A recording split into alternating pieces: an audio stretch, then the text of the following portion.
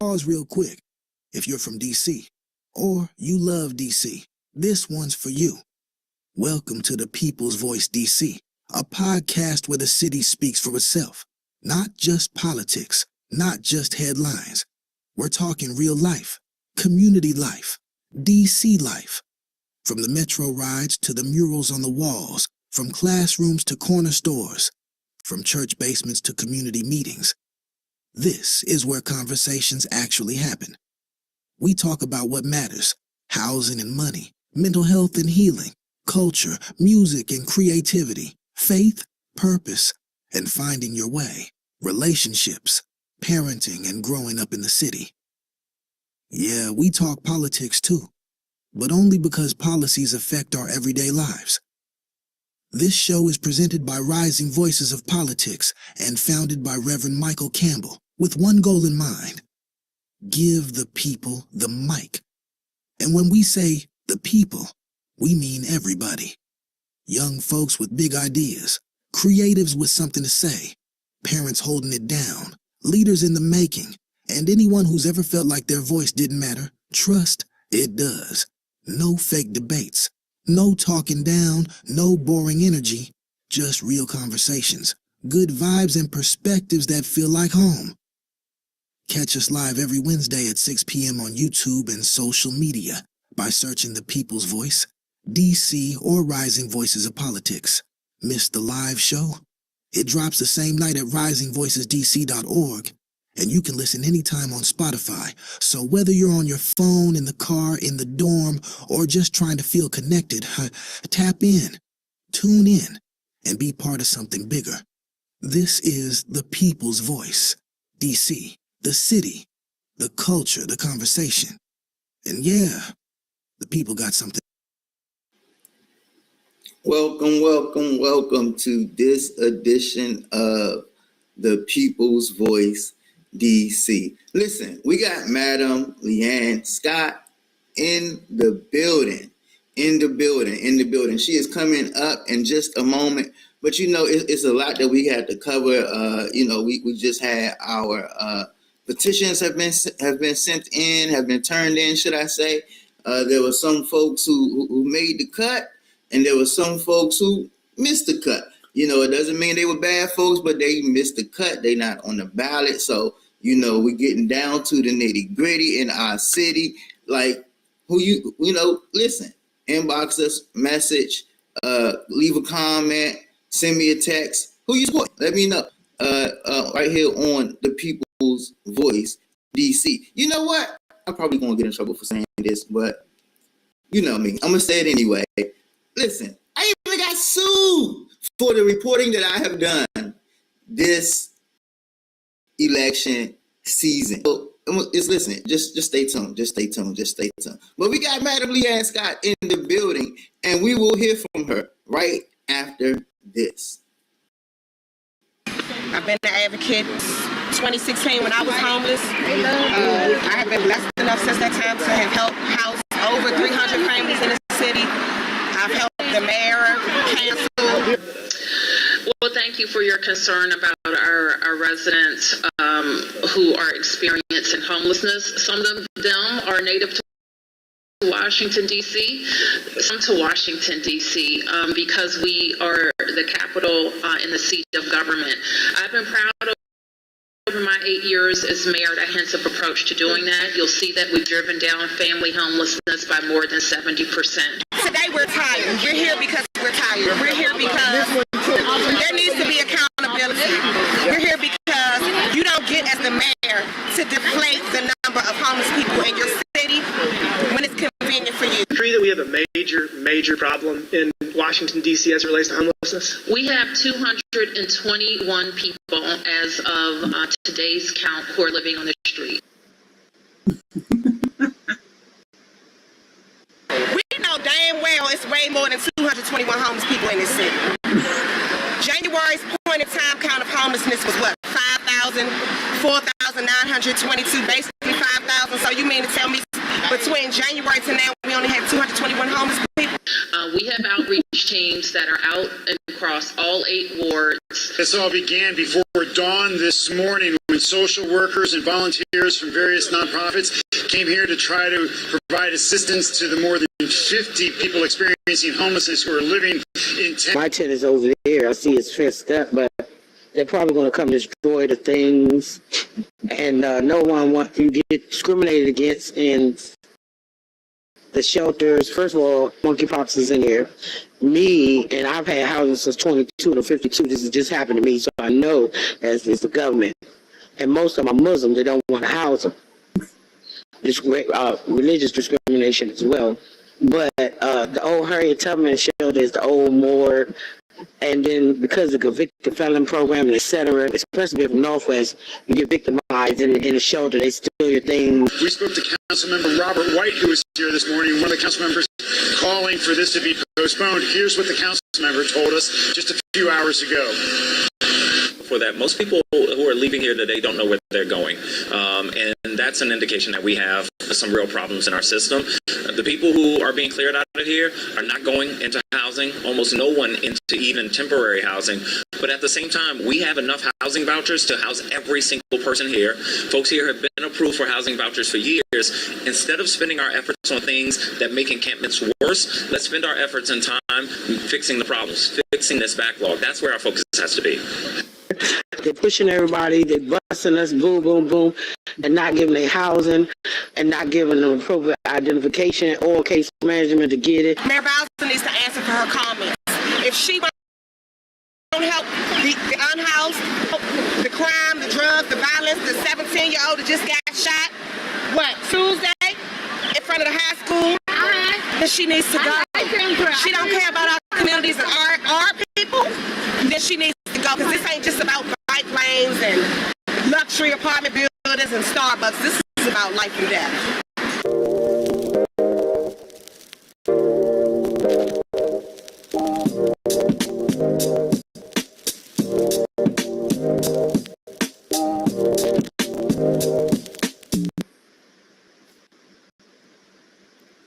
Welcome, welcome, welcome, Madam Lee Ann Scott. How are you? I'm good. How are you? I'm good. I'm good. Listen, that was such an amazing and a powerful video. Like it was. It's so powerful in the fact that it still speaks today. It still speaks today. Now, Jewel, baby, I will say, Mayor Bowser is going out of the building. I will say, and I'll even add to my personal satisfaction. Yeah. And I believe that everyone that is a part of the Rising Voices satisfaction. She is definitely leaving. But we do have to make sure that we understand who we vote to replace her. Right. But yeah, that was such a powerful video. That you've done some amazing things over there with Grassroots DC. For those that don't know, I'm at Miss Scott over at Potomac Gardens, which I believe was a part of the beginning of DC. Where you did great work, despite great opposition. Oh man, that's so funny. Oh, I want to just say, I'm glad that you use that. I'm glad that you use that video because it shows how things were before Trump showed up. And because we have a lot of people who are just like, oh, Trump, he's doing this horrible stuff, but it's like our elected officials have been obeying in advance well before he even showed up. So it's just they're like Trump. They were always like Trump light. So that's problematic. And I want to shout out John Godine, who shot most of that footage, and L. Thompson, who did the editing. So, I just wanted to shout them out. Most definitely, most definitely. Yeah, yeah. It's got to give out. Yeah, so it was good. But yeah, Potomac Gardens was a start, and it was an experience. It was a good experience. It was good. You know, mainly, but there was opposition. You're not wrong. Well, I tell you what, it helped raise personally for me my awareness on things. It definitely I definitely learned a lot from it. So I learned a lot from grassroots. I learned a lot from you during that time. So and I believe that a lot of people in Potomac Gardens both learned a lot and were motivated to do more as a result of your work and your conversation. So I personally just want to thank you for that part at least. Well, that's good. I remember when I first met you, you were Republican. You were Republican, and I remember having arguments with you about the Washington Redskins. Remember that? Do you remember that? And that finally, and it's something that I said, look, if you can make the argument, you back it up, you make the argument, we will put it on our site. And you went away to try and do it, and then you finally came back. When I asked you about it again, you were like, I couldn't make a good argument. Do you remember that? It was so funny. Yeah. Oh, but that's the thing. You want to try and get people to think about things. To think about things, to think about kind of beyond what is, quote unquote common sense, what people, what is the common knowledge around things. It's like you're bombarded with media is not necessarily interested, is not necessarily telling you the truth about things. Right. So you have to digest it with some thought. Yeah, that's so true. That's so true. Yeah. Like I said, I appreciate it all. We all know now that I have like totally flipped the boat. I am a progressive Democrat. Oh man. I like to I'm a pastor obviously, so I like to compare myself to Saul and Paul.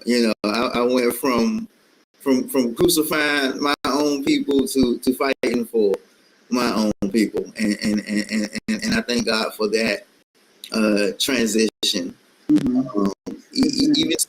Even still, I've had a personal journey of learning and to some extent being religious, and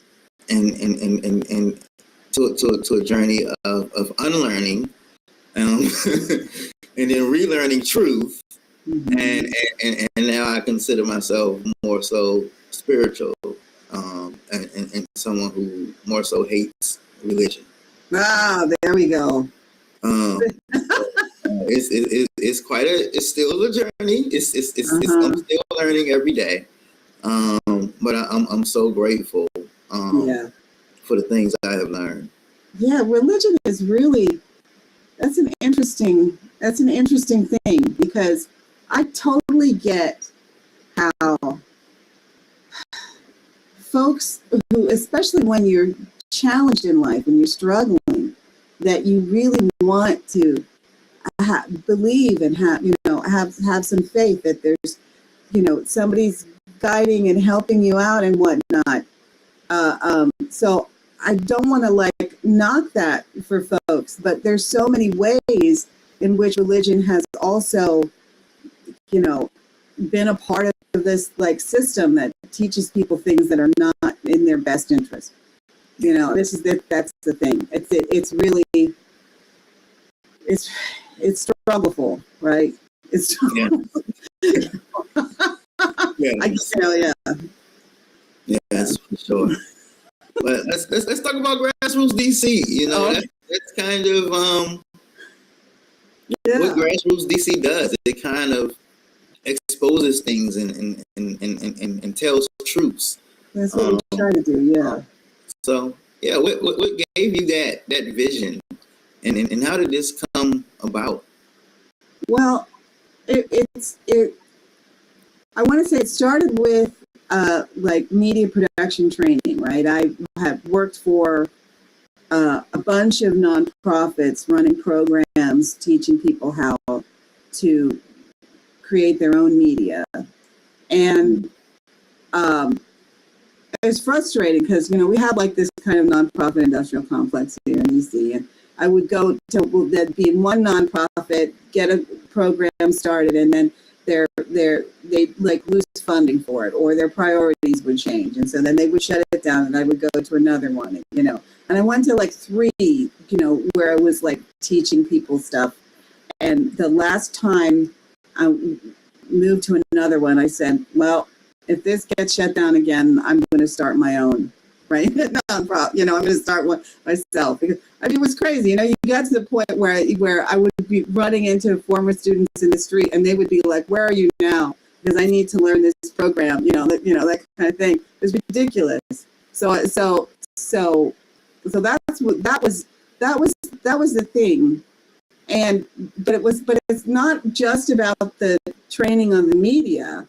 It's like we try to train people to do this media, and also we want them to make media that provides a platform for people.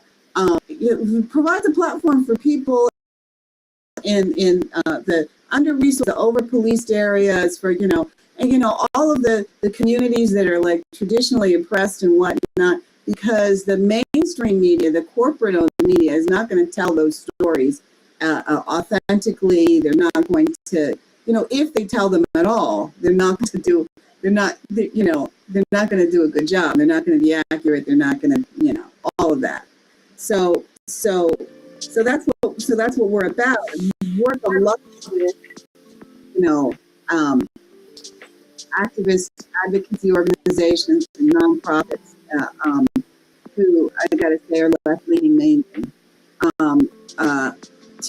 And we want to try and help them to like build their movements and help support their campaigns and whatnot. So like we provide a bunch of kinds of services. Like, so we will do like send people out to cover a thing, and then maybe make a playlist of it, right?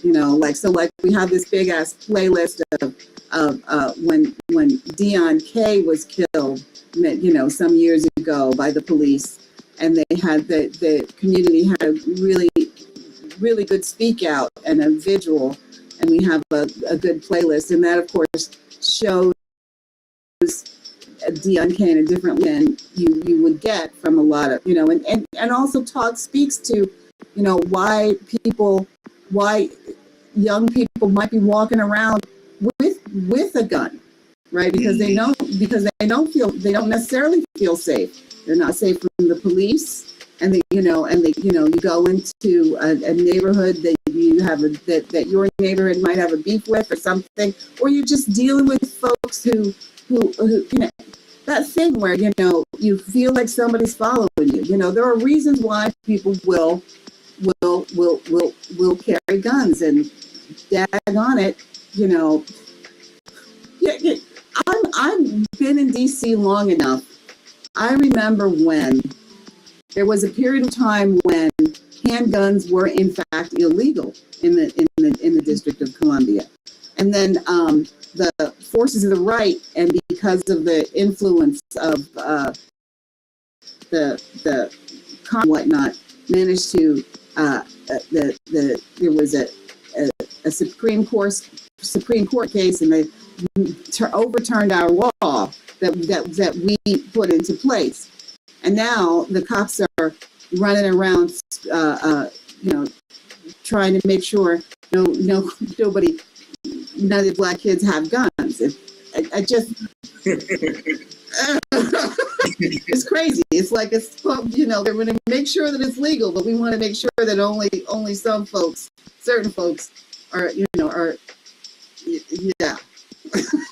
At any rate, you got me. I'm a ranter. So, we were talking about Grassroots DC and how we came about and whatnot, what we do, that kind of thing. So yeah, we do the playlists. We've done documentaries. We did a documentary for Black Lives Matter way back when the Parkland shooting happened, and those kids in Florida were getting all kinds of attention, and there were kids in DC who had been fighting gun violence for a long time, and Nene was like, this ain't right. So we did a thing called Incompatible Allies, kind of comparing like those two movements, and that was good. We got that in the festivals, so there's that. The playlist, we do fundraising videos for nonprofits. And like issue awareness videos for nonprofits. You saw that thing we did for Peace for DC. They had their graduation, right? We do that, that kind of thing, and that's another way for folks to like build up their portfolios and that kind of thing. We also have our website where people write articles that and it's crazy because websites are not really the thing anymore, but the articles are kind of important because it's where people learn how to research, and they learn how to research, they formulate their ideas, and they find out about things. And so then when you go out to look at you, you see, you did your research before doing this is great. All right. But yeah, so you do this article, but then when you go out to an event, if you've done your research, you go out to an event, you know what questions to ask, right? So you go to a thing, you video camera, and you want to put your mic in front of somebody who's been impacted by a thing, but then you also might want to talk to an organizer who might be like, okay, this is our specific call to action here. This is the thing that we want. But you got to kind of know what's going on. So yeah.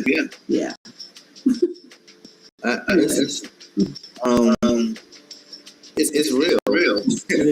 It is. I still need to learn and take some more classes. There you go. Oh man, yeah. I think our training is mainly like a kind of a one-on-one kind of thing with folks. We have workshops. We have media literacy workshops, and we do storytelling workshops. But the storytelling workshops we tend to be with like a youth serving nonprofit kind of thing. There's that. But we're trying to do better about getting all of our curriculum online, so that there's also that. Because it's not. We're like anybody should be able to use this stuff. Anybody should be able to use it. Well, that's greatly appreciated. Mm-hmm. So there's that. Yeah. And then there's the whole kind of media literacy thing. One of the things that frustrates me, like when we're working with their advocates and the organizers and whatnot, is that there's a thing that goes on. The media that is like owned by corporations, but it's also bought by, like, DC has all of these political action committees, and that will create media. Like when that Secure DC Act happened. When was that? 23 or 24, and something like that. 24, I think it was.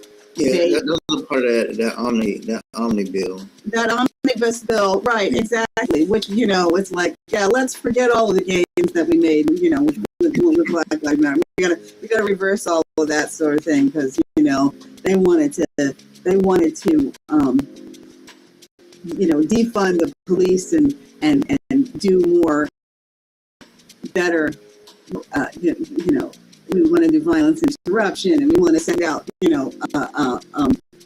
mental health professionals and stuff like that. Oh, that's like crazy talk, right? Mhm. It was like crazy. So you get this God, what is the name of the group? It was like Opportunities DC or some kind of crap like that. But really, like this pro-business kind of thing is also really pro-police.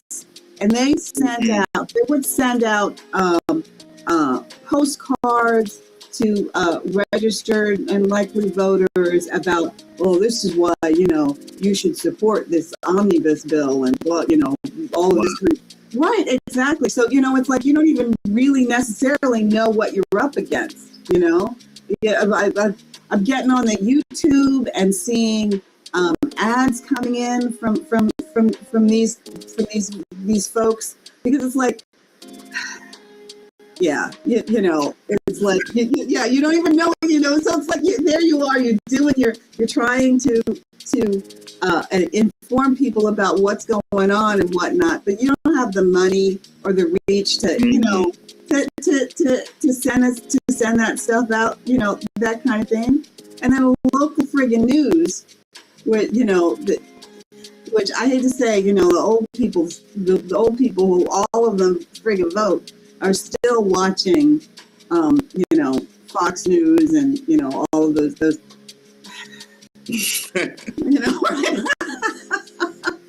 I'll confess, I'm a news watcher. Mm-hmm. Well, it's but good. I'm more so of a national news watcher. I'm more so of a CNN, ABC News type. But I will say that I listen to all networks. I don't stay loyal to one network. Exactly. That's how I feel like I'll get in some trouble.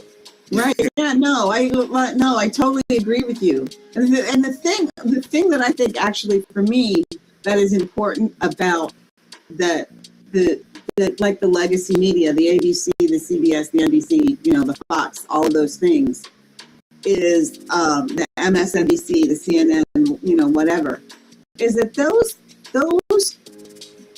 entities are all ultimately owned by like major corporations who all have ties to like the either it'll be like the prison industrial complex, or it'll be the like the our weapons industry here in the weapons industry, oil, all of these things.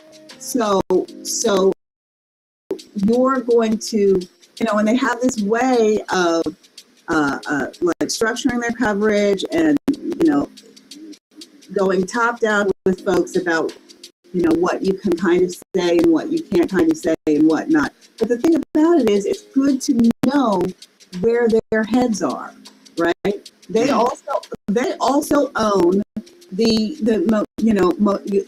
a whole lot of our elected officials, like on the national level, right? They support their campaign. Go to opensecrets.org and find out how much they this is so when you see what they're putting out and you see how our elected officials will like kind of parrot that, kind of follow along, it's it's kind of good to know like where the power is and what's likely to happen. I have also done a lot of looking at news via YouTube. So there's like a couple of kinds, right? So like I like to look at Al Jazeera, which is sure it's owned by the Qatar. Fine, that it's still going to give me another perspective. I like to look at like France 24. There's and look at the friggin' Associated Press, because I actually like the Associated Press. I feel like it is not as it somehow to stay more independent than like your New York Times or your Washington Post and that kind of. You can still get like a U.S. perspective that is a little less, like when we were at a war with Iraq, the Associated Press was the only institution that was saying this weapons of mass destruction thing that made no kind of sense, right? They had like two guys that were following the thing, and they were like losing a little bit because the rest of the media was like, yes, we've got to be concerned about those weapons of mass destruction, and they were like looking at each other like, what? You know, where are they getting? What? You know, are we wrong? Because I can't find any actual source to corroborate this. You know, so I like the Associated Press, right? You know, and I find that YouTube is fun. They have all of the political commentator type folks used in a way that is more fun. Although I find those folks a little bit tricky because they're just reacting to the news. So they're not researching it themselves, and they kind of they have their sources, and they But, so we're talking about journalism. We're gonna dive into that a little bit more. Okay. Right after this break. Okay. We, being the journalists here, support democracy. We tell people stories. We bring issues to the forefront of decision makers. We keep our elected officials accountable. Journalism matters in all its forms because unless you're informed, you can't make decisions. You can't make the right decisions because you won't have all the information. Journalism is the bridge between what happens and what people do with that information. The thing about legacy and traditional journalism, which people have taken for granted, is that it still performs a really important function. We learn this more and more with social media, where we have information overload. People think they can just find out for themselves and educate themselves on the issues. So our job, I think, is to really use the time and resources that we have to gather that information and then distill it into something that makes sense. I think probably one of the most important functions of journalism is holding governments and people in positions of power to account, because we can't just trust the information that we're given, by the government or by figures of authority. And I see our job here as trying to understand why politicians are making the choices they're making, getting them to justify them, trying to explain through facts and analysis why certain things are being done, to try to expose problems that they may not be aware of, to try and fix those problems. It's crucial for citizens of all ages to be informed because everything that happens in the world can affect you. Either it's a local issue or even something far away can affect our economic and social systems. And if you don't have the information, you can't understand what that is and how it affects you personally and what choices you can make. Looking up who makes those decisions and finding out how to change something if something does need changing requires an informed citizenry. It requires a press that asks hard questions, and it requires a government that answers them. There are real threats to democracy. There's a real danger that it's easy to be misinformed. It's harder to get facts than it used to be. It can lead to mistrust, to a decline of institutions. It can lead to a growing cynicism. And part of being a good citizen and contributing to that national conversation and that national decision-making is with stuff and not just doing stuff on the basis of what you heard yesterday from a guy down the street. Young people today are more educated than any young people in previous decades. And we know that education usually is tied to how people will approach elections and will turn out at elections. So if young people today are more educated than ever before,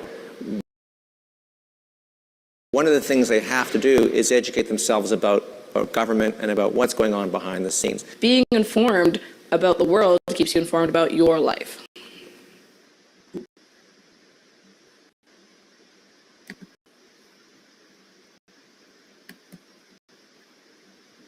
That was an excellent piece. That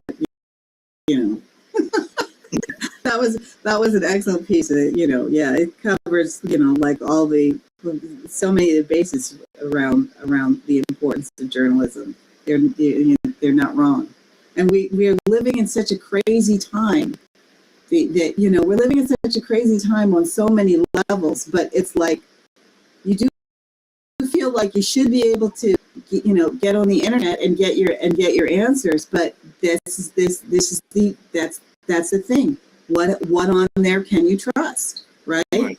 What, you know, what on there, you know, people get on, people will say anything, and you can't just, you know, you can't just go by that, right? You know, you have to, there's following the money is one thing, you know, and I was kind of talking about that earlier, but there's also following where are they getting their information, right? Where are they getting their information? You've been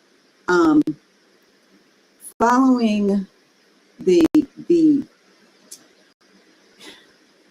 Grassroots DC likes to cover, we try to cover policing and housing and education and social services and, you know, a lot of things that are budget related and whatnot.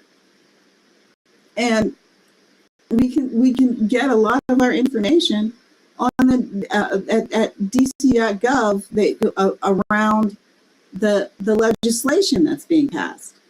And, you know, if you go and look at actual legislation, that's a friggin' primary source. That is, this is the policy that they're putting in place, right? You know, then you can go and talk to, you know, this is what the friggin' law says. And then when you talk to people in the street about how this law has impacted them, right? You know, that's journalism. That's really kind of doing your stuff. It's not the same as listening to what like Muriel Bowser has to say, or what the police have to say, you know, right. And just say, you know, and just taking them at their word for things, right? I mean, the police, a perfectly good example. You know, when they talk this officer involved shooting, you know, where they gun somebody down, you know, officer murders someone, and we're going to call it an officer involved shooting to make it sound, you know, more palatable. But you know, they'll describe the thing, but then you need to go. You can't just take their word for it, which is what a lot of, you know, like the legacy media does. You got to go out into the street, talk to the people's family, you know, about the person who's gotten killed and whatnot. You can't just go by one thing. And, you know, when people get into their silos, the friggin' algorithm on the internet will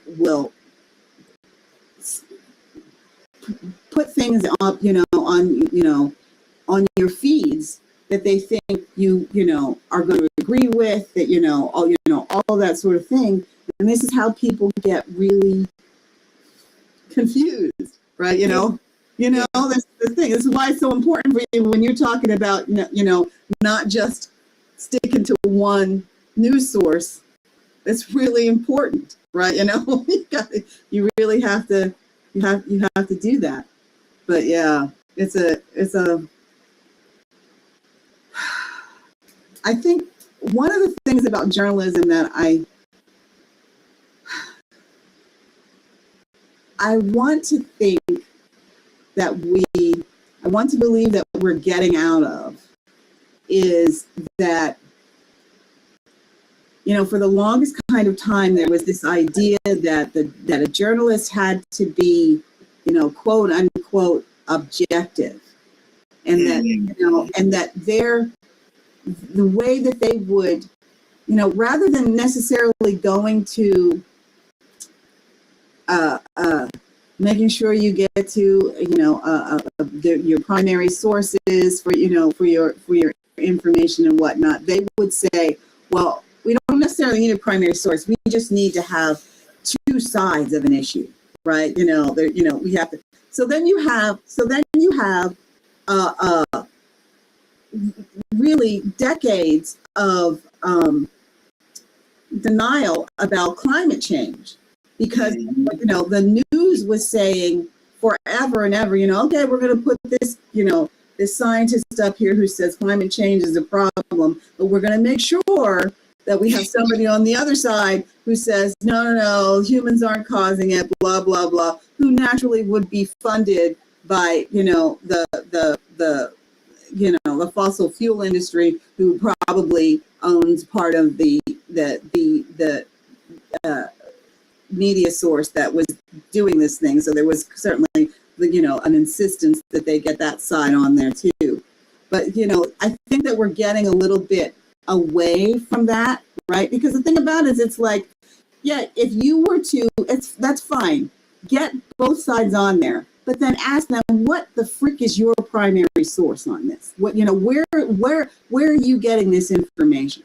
So if you talk to the scientist who is saying, climate change is a problem, and I have 98% of the friggin' climate scientists are backing me up on all of this, and you go to the other guy who says, I don't know whether it's a real problem, and you say, where are you getting this information? Well, there's these two guys over here who claim to be scientists who say that. Then, do it that way. Don't present them both like they're equally, valid, right? This is crazy, so, and I think we're kind of getting a little away from that. And there's this kind of certain professionalism in journalism, quote unquote professionalism in journalism, that has really gotten away from what journalism, from the real roots of it, right? I mean, would they have listened to Ida B. Wells talking about lynching people, or would they have, today, or would it be like, oh well, maybe those people that they lynched really were bad, and we need to, have this other side. Well, here's a question for you. Talking about the importance of journalism, and what exactly it is, and what it originally was meant to be. How do you maintain with journalism, right? And also talk about the risks that come with journalism. When you're trying to find truths, and revealing the unknown, you come against things. Not to mention, it's not really funded. I mean, our president has significantly cut funding for the arts. So, for instance, myself, I maintain and can do certain things, but even this show comes with a cost, financially, time. I just mentioned I've been sued. You need to tell me about that. What the frick? I kind of want to answer your question. I mean, the thing is that journalism, but we do have to come back to that because I need to know what the heck is going on there. So for me, my understanding around journalism is really important, and especially now because those folks in that video that you showed were not wrong. There's so much frigging information out there. People do need to have somebody to, who trusted sources who can say, okay, this is what you really need to be paying attention to. This, and this is what we know about this kind of thing, right? I mean, and I also feel like journalism is this thing around, you go to school and they teach you history or whatever, they teach you stuff, science, all of that sort of thing.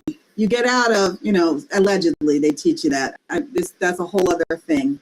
I mean, not go down that rabbit hole, but you come out and you're like, okay, now I know stuff, but things change, right? Things develop and whatnot. So you need more information. You need to top up on that on that sort of thing. And then there's stuff that's happening, just like every day that you kind of need to know about, right? I mean, there's and just really, really basic stuff, like what the weather is going to be like, what is traffic going to be like, stuff like really, really basic things like that.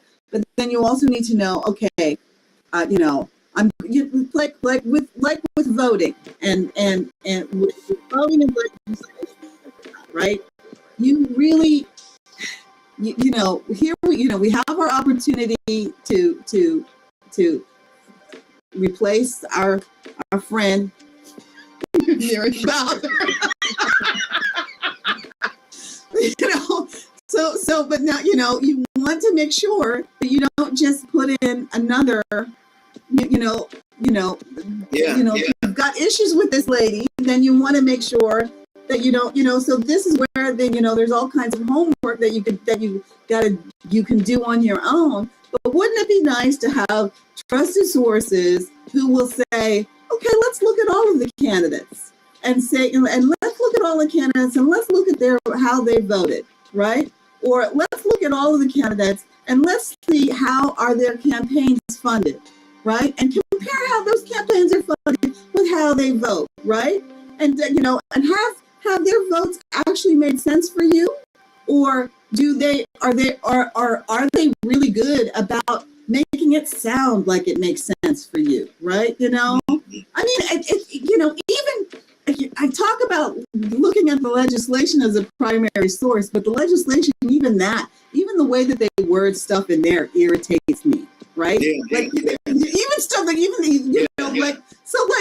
like they will call any friggin' landlord a housing provider. You have so many people spending, 50%, 75% of their income to stay housed, and the government is saying, oh, your landlord isn't ever so beneficial. He's a housing provider. No, mofo, I went out and raised all of this money to give him. That guy is actually my pimp. Okay, he's basically is what's happening there, and there's no guarantee that this guy is following the law and making sure that the quote unquote the housing that he's supposedly providing for me is up to standards. All of that sort of thing. So I mean, okay, I just went down a little rabbit hole there.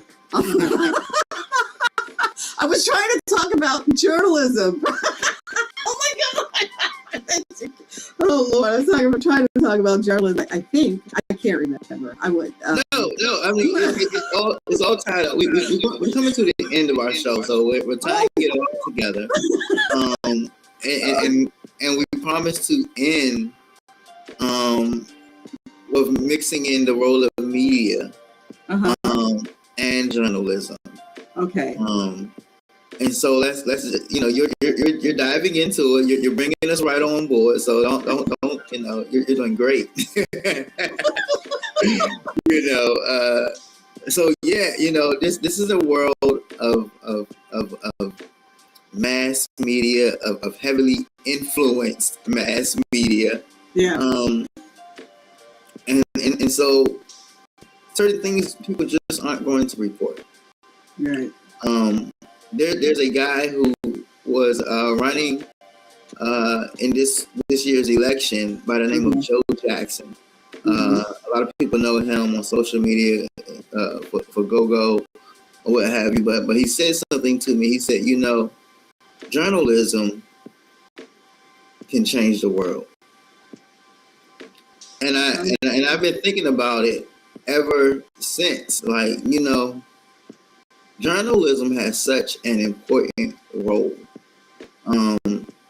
and you wonder when you start off with journalism how you expand that into media, but also maintain an integrity and an independence about you, which isn't always easy. No, it's not. I mean, he's absolutely right. Journalism not only can, it has friggin' changed the world. There was a guy by the name of Thomas Paine who was putting stuff out during the Revolutionary War about what the rights people have to overthrow their government if it doesn't represent them the way that they're supposed to. We need him here now. Where would you and I be if we without Ida B. Wells talking about lynching, Frederick Douglass and his abolitionist people putting out their paper about abolition? Come on, the folks who were on the front lines with Vietnam, showing the bodies coming back and whatnot, journalism turned the people against that war. We need all of this sort of thing. We're at a point now. Now here's my, with the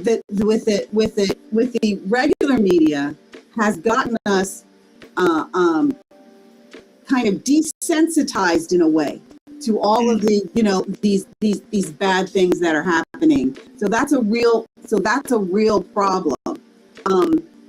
But I don't know. It is dangerous. You're not wrong. I mean, Israel kills so many friggin' journalists. They target them. It's very, the fascism that we're going into makes journalism harder and harder and more dangerous. And when you have the big media also being bought up by fascists and whatnot, it just makes it harder for us to do this job of basically frigging saving democracy and saving the frigging world. Right? It's just, So I had a little rant there, and I'm not sure that I answered your question. No, you answered it. Like that's the whole point. That's the whole point. God. Is that you have to have that courage. Yes. So tell me about what happened with you. So I'm not going to say too much. Okay, because there's a lawsuit, and we can talk about it later, I suppose. So we definitely will talk about it later. Okay.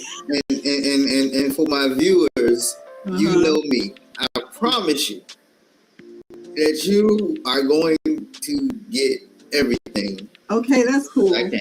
That's cool. I mean, it's interesting. Let me just say this. Without having heard and I'll say this, it involves revealing the character and actions of someone behind closed doors. Whoa. See, now you should be allowed to do that. Because, people's character, especially if you're talking about like somebody who's running for office or something, come the frick on, that's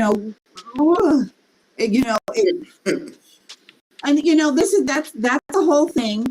And I will say that, like, because Grassroots DC is a nonprofit, so we have to be careful around the way that we do stuff, but mostly our guidelines are not really a problem, because, so for example, we want to reveal something about a candidate, for example. It's like we're perfectly willing to reveal stuff about any of the candidates, right? So if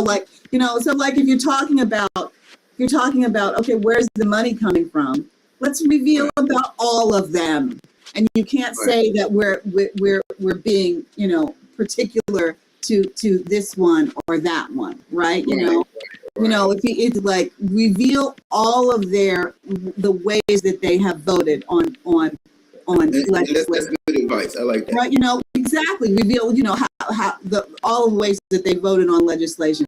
And when you're talking to people in the streets about the way that legislation impacts them, there's nothing that somebody's personal experience nobody can tell you that's a lie. Right? Nobody can tell you, oh no, how dare you put that up? No. That's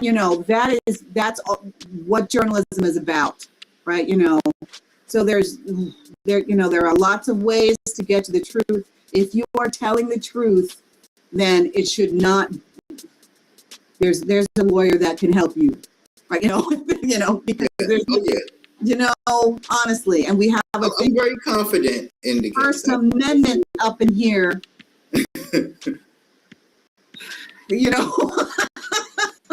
Gotta let everybody know, my man, Mr. Allen, will text me and let me know that I failed to mention this if I do so. On June 19th, please do not forget, be there, like we used to say back in the day, or be squared. The Juneteenth parade in Ward 7. It starts at 9 o'clock. The parade, we start gathering, should I say, at 9 o'clock. The parade starts at 11. Please register or learn more information about this parade at ward7jpc.com. Listen, this has been such an amazing show. I truly thank you for taking your time to grace us with your presence. As I said, you're such an inspiration to me. I don't think when I first met you, I would have ever thought that I would be having a podcast, that I would be out here trying to reveal fighting Republicans and fighting for progressive values. I don't think that's where I was when I met you, but listen, I mean, after I met you, I think I actually ran for commissioner in Potomac Gardens, and like it's just been a journey. So it definitely set off some stuff, and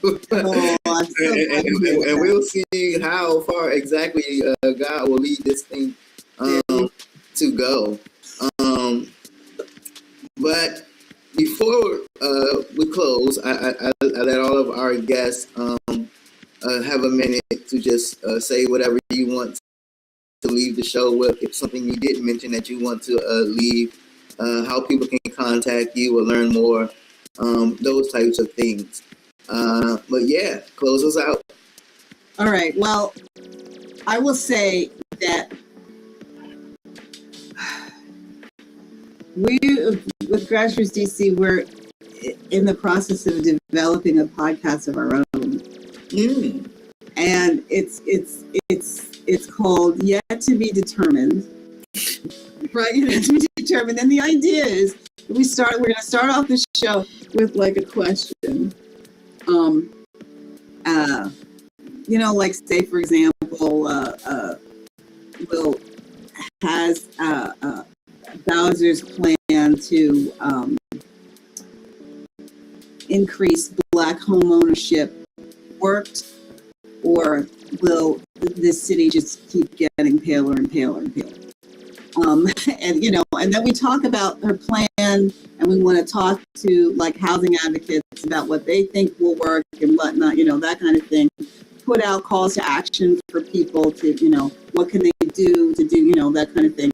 Then you get to the end of the show and you ask the question again, and naturally, chances are the answer is going to be it's yet to be determined, because it depends on whether or not people will follow through with this, a plan that works or with a plan that doesn't work, and whether or not people follow through, all that kind of thing.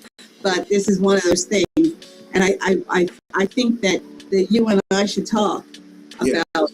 I think that you and I should talk about, because DC needs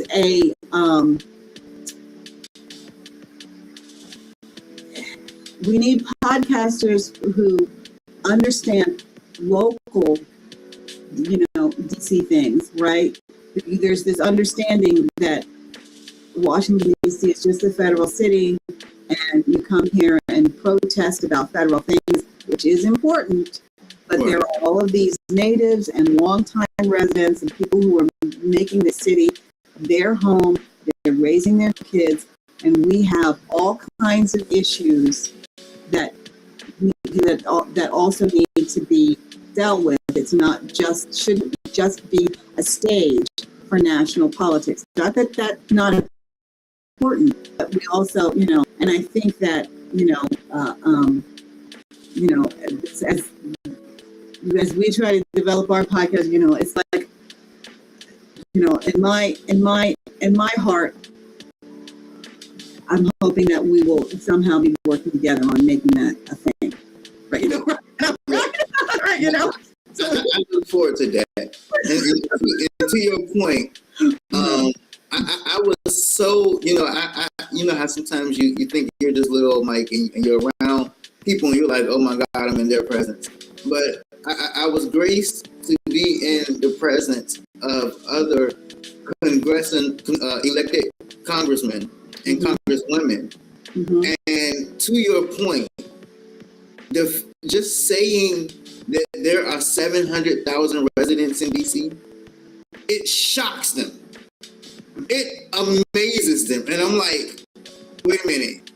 You're making our laws, you're blocking our stuff, and you don't even realize that there are 700,000 people in DC. To your point, these people that represent Utah and Arizona and all of these other states, they have no idea that there is actually life and communities and schools and parks and bike trails and dogs.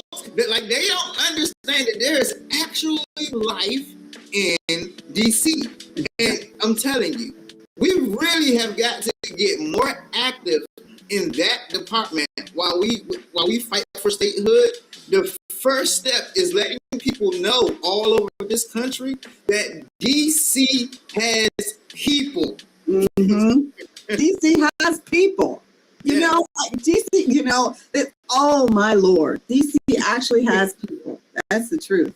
And it's very frustrating that in other countries, you have a capital city and they're all about, well, let's make this their world-class city, and they treat the people in that city like, the important citizens that they are. How are we treated here? We're not given representation. They use us as guinea pigs all the time. The Congress will do that sort of thing. And then you go and look at how they go and treat people from other countries. If they can't treat us in their friggin' capital city correctly, then trust and believe they will run over anybody who they perceive as getting in their way, in other countries. It's a whole thing, and they're not going to treat you well in other cities either. Yeah, they don't care. So, we look forward to the podcast. Yes. We're gonna, we'll talk more after this. I guess it sounds like it's gonna be good.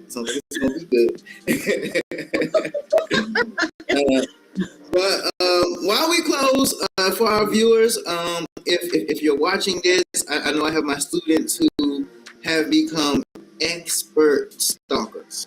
You guys are expert stalkers. I've been on vacation for 2 weeks. I know that when I come back, you're going to tell me everything that was on my Facebook, everything that was on my Twitter or X, everything that was on my TikTok. You're going to know where I was, when I was, who I was with, what outfit I wore. One time I went to the school and I was like, I wore this out, but I didn't wear it to school yet. And I wore it to the school and they were like, Mr. Mike, you just had that on. I'm like, what?